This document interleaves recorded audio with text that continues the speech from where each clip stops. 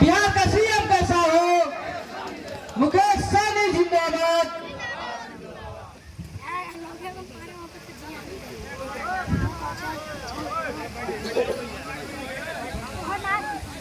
बहुत बहुत धन्यवाद। आज निषाद आरक्षण संकल्प यात्रा लेकर आपके पास पहुंचा हूं। इस कार्यक्रम में उपस्थित हमारे बीजेपी पार्टी के जिला अध्यक्ष भाई श्री नंदकिशोर प्रसाद जी, इस कार्यक्रम में उपस्थित राष्ट्रीय उपाध्यक्ष उमेश साहनी जी, राष्ट्रीय सचिव सह प्रभारी वरुण विजय जी, राष्ट्रीय उपाध्यक्ष बैजनाथ साहनी जी, प्रदेश उपाध्यक्ष राजेश गुप्ता जी, प्रदेश उपाध्यक्ष हामिद अली जी, इस कार्यक्रम में छोटे लाल सैनी जी, जिला उपाध्यक्ष इस कार्यक्रम में उपस्थित बहादुर चौधरी जी जो एनपीएस के जिला अध्यक्ष हैं, लोरिया के प्रखंड अध्यक्ष मनोज चौधरी जी, इस कार्यक्रम में उपस्थित वीआईपी पार्टी के नेता कवि हमारे रविंद्र चौधरी जी, भूरन चौधरी जी, नरकटियागंज प्रखंड अध्यक्ष, इस कार्यक्रम में उपस्थित निर्मल चौधरी जी, लोरिया के मंत्री बैजनाथ साहनी जी, इस कार्यक्रम में विकास चौधरी जी, राहुल कुशवाहा जी, वीरेंद्र चौधरी जी, डॉक्टर लाल बाबू जी, इस कार्यक्रम में रंजन चौधरी जी, सुमन देवी जी, राम अवध चौधरी जी, निराला साहनी जी, श्रीमती निर्मला साहनी जी, प्रदेश महिला अध्यक्ष मैडम नहीं आई है,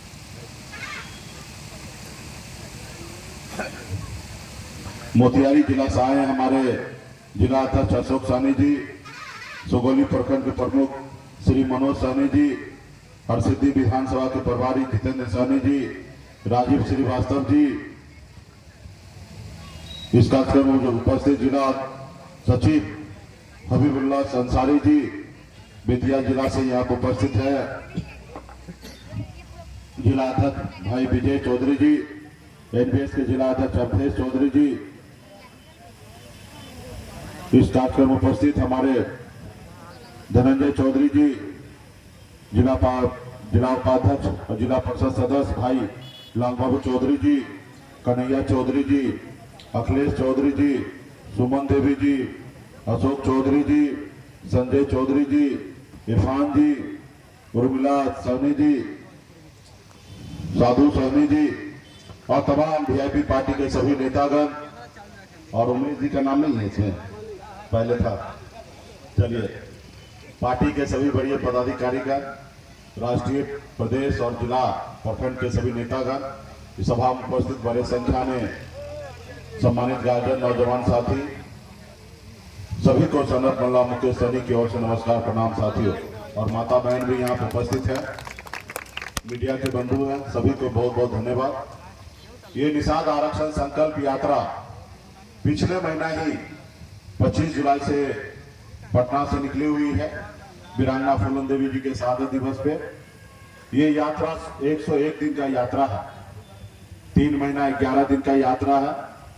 ये यात्रा पूरे यूपी, बिहार और झारखंड तीनों राज्य में 80 जिला ये जाएंगे, और इस क्रम में आज आपके पास वाल्मीकि नगर बगहा में पुलिस लाइन जिला में हम लोग आपके पास पहुंचे हैं, और पार्टी के सभी साथी स्वागत किए इस सभी के लिए आप सभी को बहुत बहुत धन्यवाद। मौसम भी सही नहीं है, एक संदेश लेके आए हैं साथियों। हम लोगों ने निषाद आरक्षण संकल्प यात्रा इसलिए निकाला है कि निषाद समाज को आरक्षण मिले। आज बंगाल में निषाद के सभी उपजाति को, बिंद हो, बिलदार हो, नुनिया हो, मला हो, चाय हो, तियर हो, बनपर हो, निषाद के जितने भी कुरी हैं, 50 नाम से हम जाने जाते हैं, सभी को आरक्षण मिल रहा है एससी का।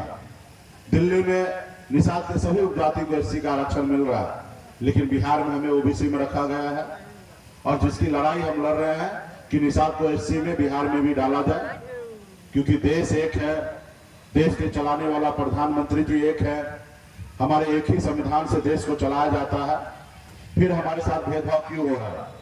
जब बंगाल, बिहार, उड़ीसा, झारखंड ये सब पहले एक ही राज्य हुआ करता था।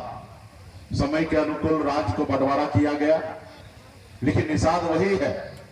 जो बंगाल में निषाद है वही बिहार में है। पूर्णिया से उस पार चले जाइए तो बंगाल होगा, वहां पे निषाद को एससी का आरक्षण है और बिहार में नहीं है।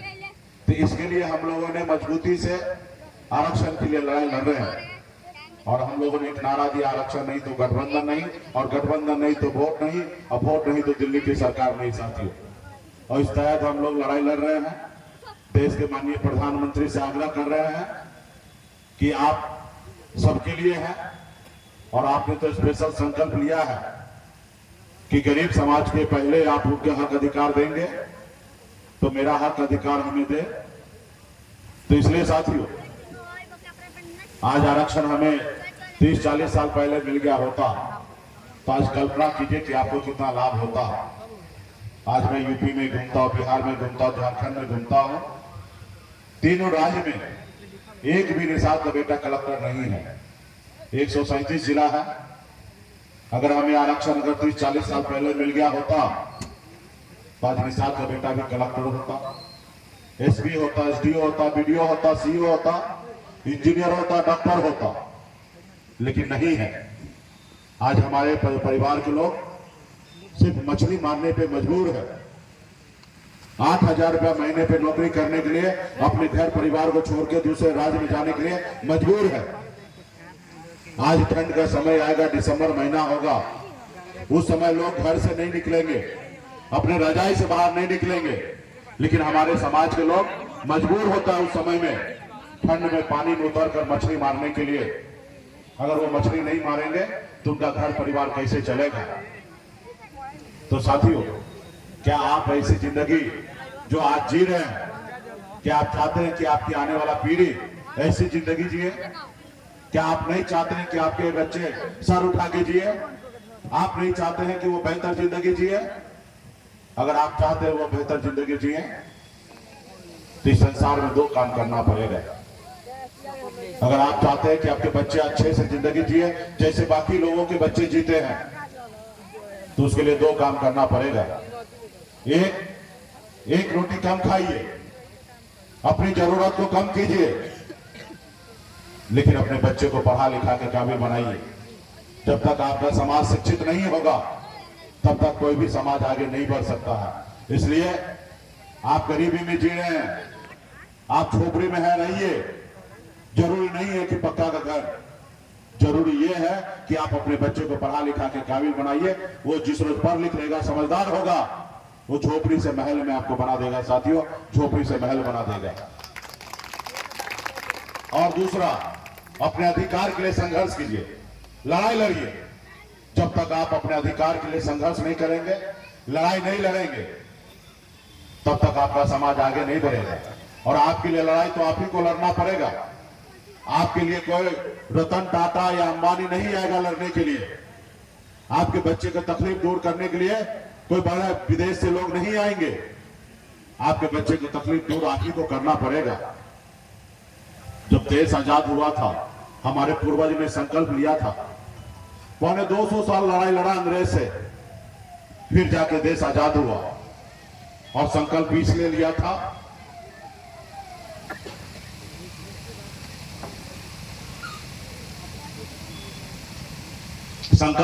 लिया था कि आजाद भारत में हमारे आने वाला पीढ़ी सर उठा के जिएगा, सर उठा के सांस लेगा। देश को आजादी तो मिला, लेकिन खास करके जो लोग लड़ाई लड़े, जिसके बाप दादा शहीद हुआ, आज भी उसके बेटे, उनके पूर्वज, उसके वंशज आज भी गुलाम बना हुआ है। जो अंग्रेज के जमाने में जो जी हजूरी करता था, अंग्रेज का तलवा चाटता था, वो लोग आज मालिक बना हुआ है। तो इसलिए साथियों, आपको संघर्ष करना पड़ेगा। आजादी के बाद हमें एक संविधान मिला है। संविधान बाबा साहब भीमराव अंबेडकर ने बनाया, हमें एक लोकतंत्र दिया। उस लोकतंत्र में आपके पास एक बहुत बड़ा पावर दिया, एक बहुत बड़ा शक्ति दिया। पहले राजा के घर में रानी के कोख से बच्चा जन्म लेता था तो राजा बनता था, लेकिन लोकतंत्र में बाबा साहब भीमराव अंबेडकर ने आपके पास ऐसी शक्ति दी कि एक निषाद मल्ला का बेटा एक गरीब मजदूर का बेटा, एक किसान का बेटा अपने वोट के दम पर राज्य का मुख्यमंत्री और देश का प्रधानमंत्री बन सकता है। उन्होंने बताया कि अब जरूरी नहीं है कि राजा के घर में बच्चा जन्म ले वही राजा बनेगा। राजा वही बनेगा जिसके पास सबसे ज्यादा अधिक वोट होगा। और जिस लोगों ने अपने वोट को, शक्ति को पहचाना, अपने लोगों को साथ लिया, वो देखिए इस देश दुनिया में अपनी पहचान बनाया, अपने समाज को आगे बढ़ाया। ये काम आप भी कर सकते हैं। आपके पास भी बिहार में, यूपी, झारखंड में 15% वोट है, लेकिन आपको अंदाजा नहीं है कि आप क्या कर सकते हैं। जैसे हनुमान जी को पता नहीं था कि 7 समुद्र पार करके रावण को लंका जला सकता है, लेकिन जब याद दिलाया गया तो हनुमान जी 7 समुद्र पार करके रावण को लंका जलाने का काम किया। वैसी शक्ति, वैसी ताकत आज बिहार के निषाद, उत्तर प्रदेश और झारखंड के निषाद के पास है। अगर चाह लीजिएगा तो पटना क्या, दिल्ली को आप कब्जा कर सकते हैं। ऐसी शक्ति आपके पास है साथियों। किन लोगों ने शक्ति को पहचाना, वोट को, ताकत को समझा, जैसे आदरणीय श्री लालू प्रसाद यादव जी, बहन मायावती जी, मुलायम सिंह यादव जी, स्वर्गीय रामविलास पासवान जी। इन लोगों भी गरीब घर में ही जन्म लिए, लेकिन संघर्ष किए, लड़ाई लड़े। जब लालू जी लड़ाई लड़े, संघर्ष किए, अपना दल बनाए, तो उनके लोगों ने उनको साथ दिया, उनके समाज के लोगों ने उनको साथ दिया। जब साथ दिया तो दल को बल मिला, और जब दल को बल मिला तो बिहार में 15 साल बिहार का मुख्यमंत्री थे, और आज भी उनकी पार्टी सरकार में है। आज आपके पास भी शक्ति, ताकत है। सिर्फ जरूरी है अपने वोट को पहचानना, अपनी ताकत को पहचानना। आज मैं आपके सामने में एक उदाहरण हूं। मैं भी एक गरीब घर में ही जन्म लिया, जहां पिताजी मछली मारते थे, दादाजी मछली मारते थे। ऐसे परिवार में मेरा भी जन्म हुआ। जहां हजारों समस्या था, वहीं मेरा जन्म हुआ। हमने भी गरीबी भी देखा है। 18 साल की उम्र में, जिस उम्र में बच्चे को अपने घर परिवार में, अपने रिश्तेदार के साथ रहना होता, उस उम्र में घर छोड़कर मुंबई जैसे शहर गया, मेहनत मजदूरी किया। मात्र 30 रुपया रोज में मजदूरी करता था, 900 रुपया महीने पे नौकरी करता था, लेकिन मेहनत के दम पर, ईमानदारी के दम पर, संघर्ष के बदौलत मुंबई जैसे शहर में अपनी एक पहचान बनाया, एक बेहतर जिंदगी जीने लगा, बड़े बड़े महलों में रहने लगा, बड़े गाड़ी में घूमने लगा। जो बेहतर जिंदगी लोग जीते ऐसे जी रहा था। लेकिन मैं मुड़ के देखा, बिहार, हमारे लोग बहुत पीछे हैं। लोग चांद पे घर बनाने के लिए सोच रहे हैं, लेकिन आज भी इस धरती पे हमारे लोगों के लिए रहने के लिए घर नहीं है। आज भी उनके घर पे जाने के लिए रास्ते नहीं है। आज भी गरीब घर में जाइएगा, उनके बच्चे दम तोड़ देता है उनके माँ बाप के सामने में, क्योंकि उनके पास पैसा नहीं होता कि अपने बच्चे को प्राइवेट हॉस्पिटल में इलाज करा सके। आज ऐसी स्थिति बना हुआ है, और देश हमारा बहुत तेजी से आगे बढ़ रहा है। देश के सभी लोग बहुत तेजी से आगे बढ़ रहे हैं, लेकिन आप वहीं का वहीं हैं। आप आगे नहीं बढ़ पा रहे हैं, आप गुलामी की जंजीर को नहीं तोड़ पा रहे हैं। तो इसके लिए साथियों, आपका भी अधिकार है कि सर उठा के जीने का। आप बताइए ना, उस बच्चे का क्या गुनाह है कि आपके घर में जन्म लेते हैं, और जन्म लेने के बाद वो दिसंबर महीना में ठंडी में जाकर मछली मारते हैं। उसका बेहतर जिंदगी कौन बना के देगा? आप ही को विचार करना पड़ेगा, आप ही को लड़ाई लड़ना पड़ेगा साथियों। तो इसलिए आप अपने वोट को, शक्ति को पहचानिए, संगठन पार्टी के साथ मजबूती से खड़ा होइए, अपने आने वाला पीढ़ी के लिए लड़ाई लड़िए। और जब लड़ाई लड़िएगा तो 2 ही परिणाम होगा, हार या जीत। ये 2 ही परिणाम होगा, तीसरा कुछ भी नहीं होगा। और मन से जब संकल्प के साथ लड़िएगा तो जीत होगा। क्या होगा? पहली बार आप गिरिएगा, फिर उठिएगा, फिर गिरिएगा, फिर उठिएगा, फिर गिरिएगा, फिर उठिएगा, और एक ना एक दिन हार भी शर्मिंदा होगा, और एक ना एक दिन आपको जीत दिलाएगा साथियों। आप बताइए ना, हमारे पूर्वज ने पौने 200 साल अंग्रेज से लड़ाई लड़ा, कई पीढ़ी, 9 पीढ़ी लड़ाई लड़ा, तब जाके देश आजाद हुआ। आज आप लड़िएगा, शायद आपसे नहीं होगा, आपके आने वाला बच्चे लड़ाई लड़ेंगे, शायद वो लड़ाई को कामयाबी में बदलेंगे। आज मेरी मांग कोई नाजायज नहीं है, हमारी मांग जायज है। और जब हम अपनी मांग जायज है तो हम क्यों ना लड़े। हमें देश के प्रधानमंत्री जी बता दे, वो आते ना संडे को मन की बात करने के लिए, वो बताए कि मुकेश सहनी जी आप जो मांग कर रहे हैं वो गलत है, तो हम 4 कदम पीछे हट जाएंगे। अगर मेरी मांग सही है तो सरकार का काम है पूरा करना, और सरकार तो आप ही बनाते हैं, सरकार तो आप ही बनाते हैं, आप ही के पास पावर है। आपने देखा पिछले 9 सालों से आप लोगों ने सहयोग दिया, साथ दिया, हम लोग लड़ाई लड़ रहे हैं, मजबूती से आप लोगों का सहयोग मिला। हम आरक्षण का सफलता प्राप्त नहीं कर पाए, लेकिन हमने बिहार में कम उपलब्धि हासिल नहीं कर पाया, हमने बहुत उपलब्धि हासिल किया। कल तक निषाद का बेटा को कोई जानता नहीं था, पहचानता नहीं था, आज पूरा देश जानने लगे, पहचानने लगा। आज निषाद के बेटा से प्रधानमंत्री डरने लगे हैं, आज निषाद के बेटे से राज्य के मुख्यमंत्री डरने लगे हैं। ये हम अपनी पहचान बनाए हैं। आज तक हमारा लोग एक टिकट मांगने के लिए अपनी पूरी उम्र बिता देता था, एक टिकट नसीब नहीं होता था। लेकिन आपने देखा 2020 में एक निषाद का बेटा टिकट नहीं मांग रहा था, टिकट बांटने का काम किया, 11 टिकट हमने बांटा। ये कैसे हुआ? ये बस आपका सहयोग से हुआ, आपके साथ की वजह से हुआ। आपने देखा 4 हमने विधायक बनाया। आजादी से 75 साल में पहली बार बिहार में निषाद का बेटा ने अपना दल बना के 4 विधायक बनाया, और सरकार का चाबी मेरे जेब में था। हम जिनको चाहते उनको सरकार बना सकते थे, ऐसे हमारे पास पावर था। हमने ईमानदारी के साथ हमने नीतीश कुमार जी को बिहार का मुख्यमंत्री बनाया, क्योंकि हम एक क्लब के वंशज है, अमर शहीद जुब्बा सहनी, वीरांगना फूलन देवी के वंशज है। हम कभी किसी के साथ गद्दारी नहीं करते। हमारे पास भी ऑफर आया था, आइए डिप्टी सीएम बनिए, 4 विधायक को मंत्री बना दीजिए, आइए सरकार में जो चाहिएगा कीजिए। लेकिन हम ईमानदारी के साथ आगे बढ़ना चाहते हैं साथियों, हम कभी किसी के साथ गलत नहीं करते हैं। लेकिन आपने देखा आपके साथ क्या हुआ, आपने जिनके साथ था वो आपके साथ क्या किया। वो देखा एक गरीब मजदूर का बेटा जो कल तक गुलाम था, जो हमारे पैरों तले दबा हुआ था समाज, आज वो मालिक बन गया है, आज सरकार में मंत्री बन गया है, 4 विधायक बना लिया है, सरकार में अपने हिसाब से चला रहा है।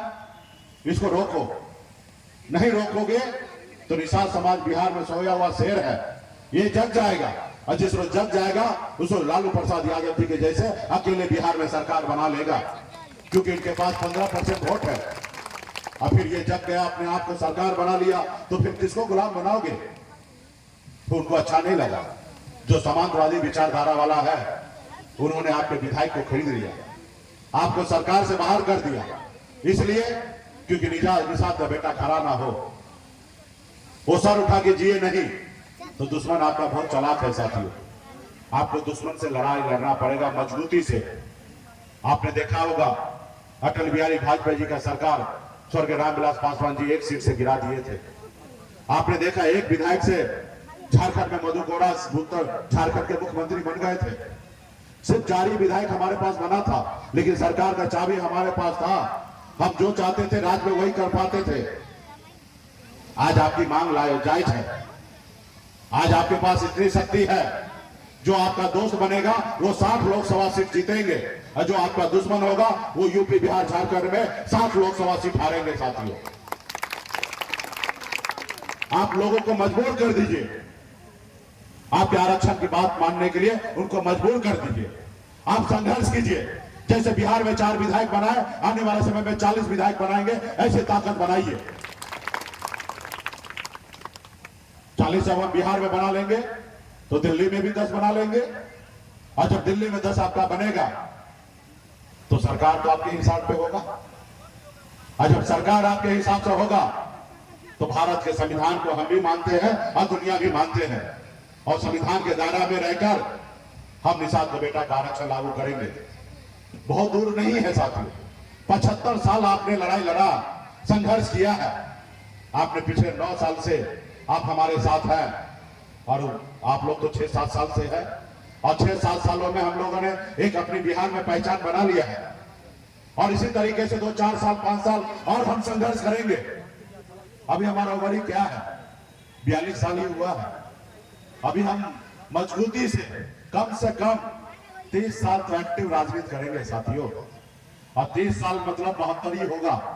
और 30 साल जब एक्टिव राजनीति करेंगे और 5 साल में हम यहां तक पहुंच गए हैं, जो आज दिल्ली का कुर्सी ऐसे से हिलने लगा है कि मुकेश सहनी कैसे डील होगा।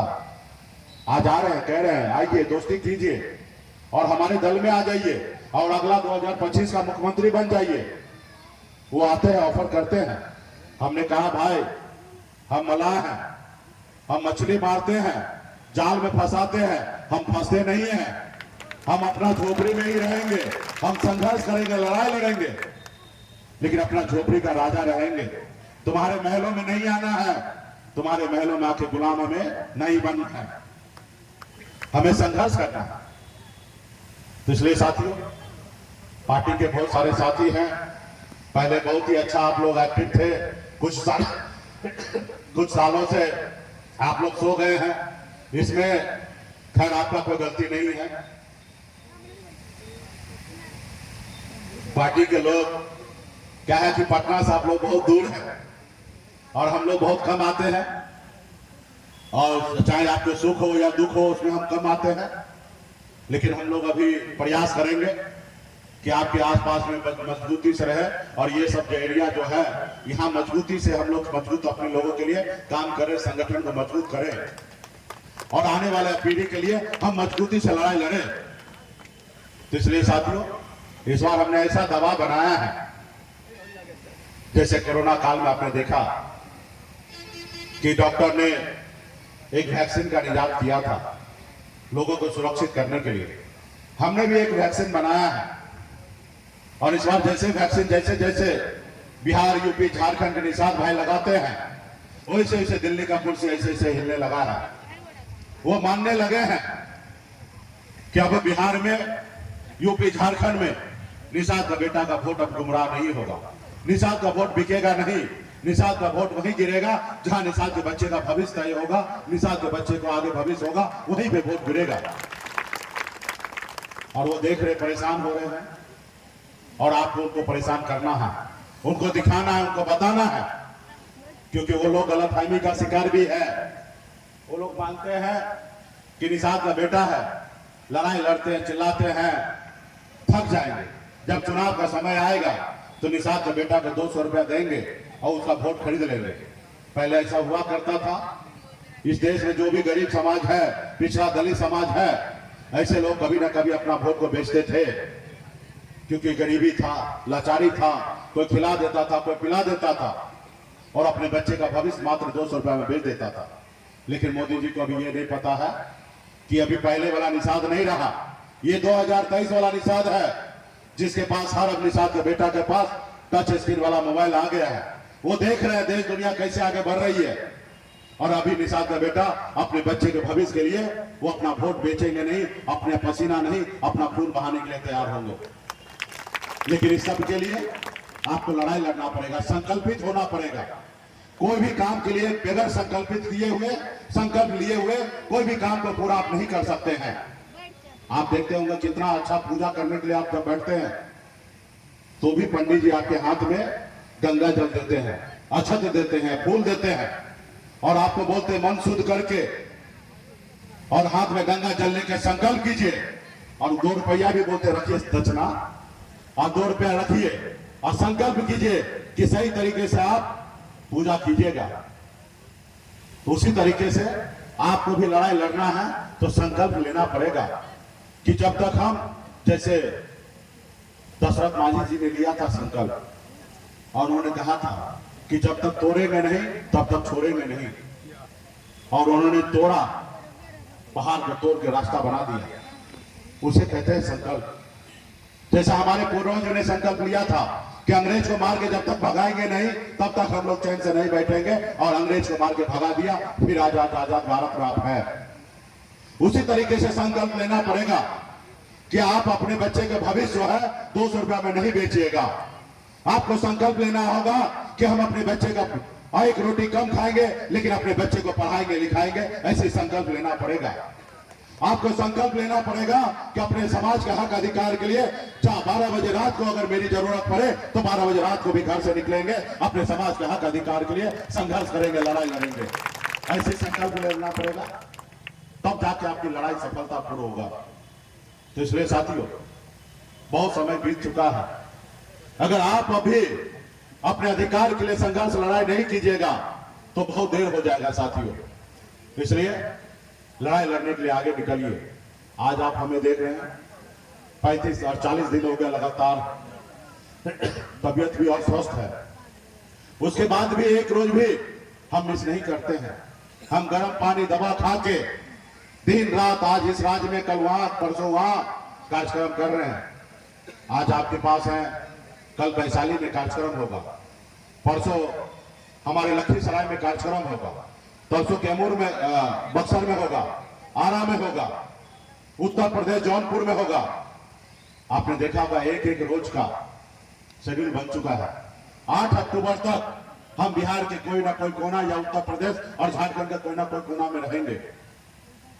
हम अभी से 1 महीना आगे का भी शेड्यूल बनाकर हमने दे दिया है और ये 4 नवंबर तक ये यात्रा चलने वाला है साथियों। बेगर रुके, बेगर थके, बेगर कोई परेशानी का, हजारों परेशानी, हजारों तकलीफें होगा, सबको दूर करते हुए हम रोज आगे बढ़ रहे हैं साथियों। ये किसके लिए?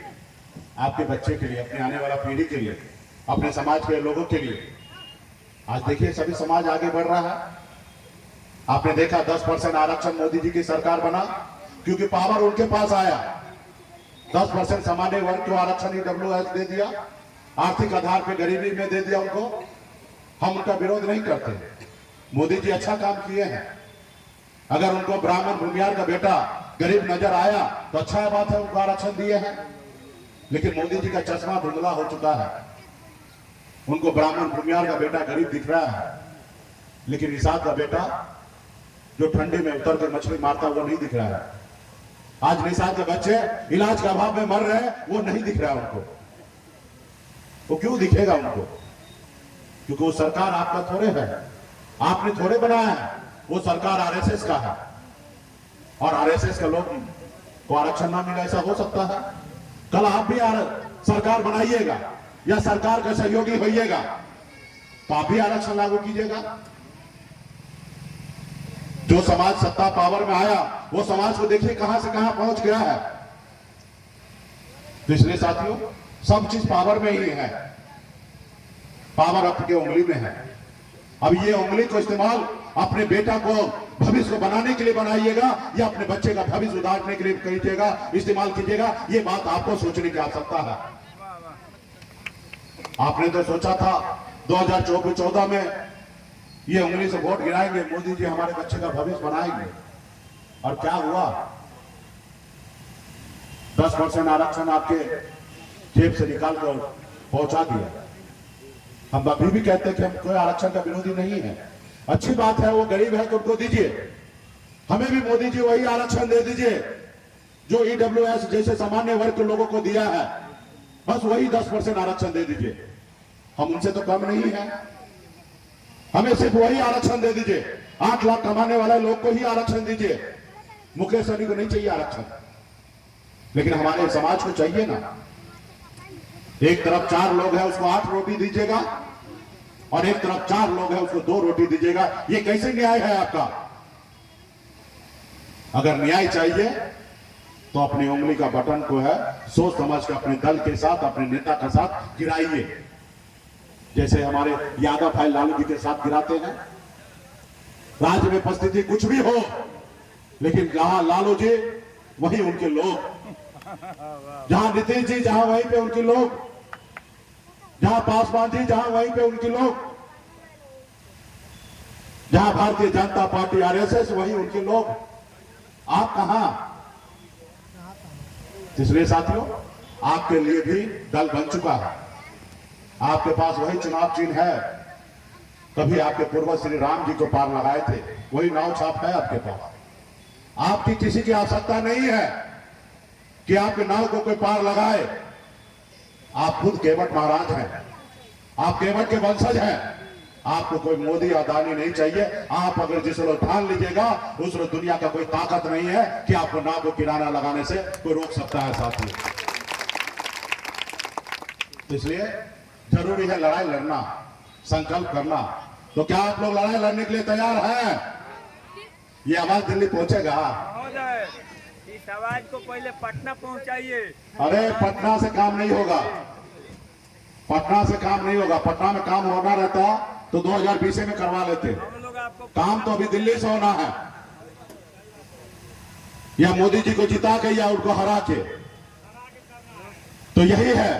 तो इसके लिए संकल्प लेना। तो क्या आप लोग लड़ाई लड़ने के लिए तैयार हैं? हाँ, ये आवाज में हुआ ना दम, ये आवाज पहुंचेगा दिल्ली।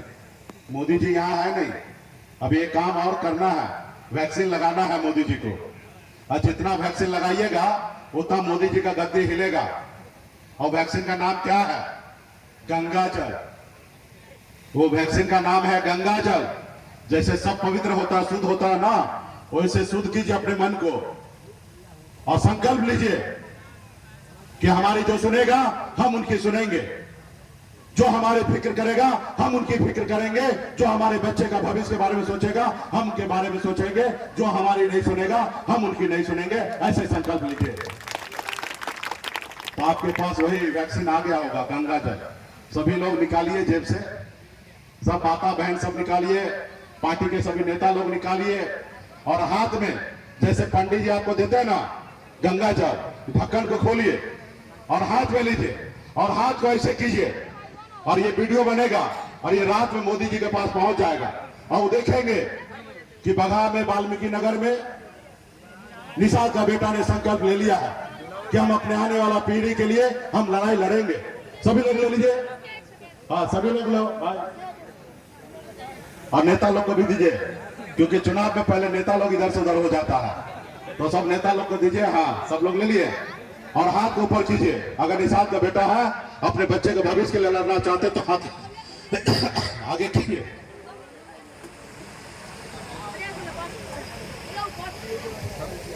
मैं बाबा केवल महाराज, बाबा केवल महाराज, भगवान वेद व्यास, भगवान वेद व्यास, प्रभु श्री राम, प्रभु श्री राम, भगवान गौराज निषाद, भगवान गुरुराज निषाद, बाबा अमर सिंह, बाबा अमर सिंह, बाबा काशी, बाबा काशी, बाबा जय सिंह महाराज, बाबा जय सिंह महाराज, बाबा कारिक महाराज, बाबा तारिक महाराज, बाबा कोयला, बाबा कोयला, माता कमला, माता कमला, अमर शहीद जुब्बा सैनी, अमर शहीद जुब्बा सैनी, वीरांगना पूनम देवी प्रियंका फूलन देवी और और अपने अपने पूर्वज पूर्वज को को साक्षी मानकर साक्षी मानकर हाथ में गंगा जल लेकर हाथ में गंगा जल लेकर संकल्प करता हूँ संकल्प करता हूँ कि अपने अपने समाज समाज और अपने अपने आने वाले पीढ़ी आने वाला पीढ़ी के लिए हर परिस्थिति में संघर्ष करूंगा संघर्ष करूंगा और अपनी अपनी विकासशील इंसान पार्टी विकासशील इंसान पार्टी के साथ रहूंगा। पार्टी जो निर्णय लेगी पार्टी जो निर्णय लेगी हम उस निर्णय के साथ रहेंगे। हम उस निर्णय के साथ रहेंगे। हम संकल्प लेते हैं, हम संकल्प लेते हैं एक रोटी कम खाएंगे, एक रोटी कम खाएंगे, लेकिन अपने बच्चे को पढ़ाएंगे लिखाएंगे। लेकिन अपने बच्चे को पढ़ाएंगे लिखाएंगे। हम संकल्प लेते हैं हम संकल्प लेते हैं निषाद आरक्षण संकल्प यात्रा निषाद संकल्प आरक्षण यात्रा घर घर तक पहुंचाएंगे, घर घर तक पहुंचाएंगे, सभी को संकल्प करवाएंगे। सभी को संकल्प करवाएंगे। जय निषाद राज, जय निषाद राज, जय वीआईपी, जय वीआईपी, जय बिहार। जय बिहार। चलिए बहुत बहुत धन्यवाद। यहाँ पे बड़े संख्या में माता बहन नौजवान साथी सभी लोगों ने, पार्टी के नेता संकल्प ले लिया है कि हम अपने आने वाला पीढ़ी के लिए, अपने आने वाले बच्चे के हक अधिकार के लिए संघर्ष करेंगे, लड़ाई लड़ेंगे। और निश्चित तौर पे जो आपने संकल्प लिया है, आने वाला समय दूर नहीं होगा साथियों। बहुत जल्दी हम अपने समाज के हक अधिकार को दिलाएंगे और आरक्षण दिलाएंगे साथियों। तो इसलिए बहुत बहुत धन्यवाद। जो हमारे मोटरसाइकिल से युवा साथी आए हैं वो आगे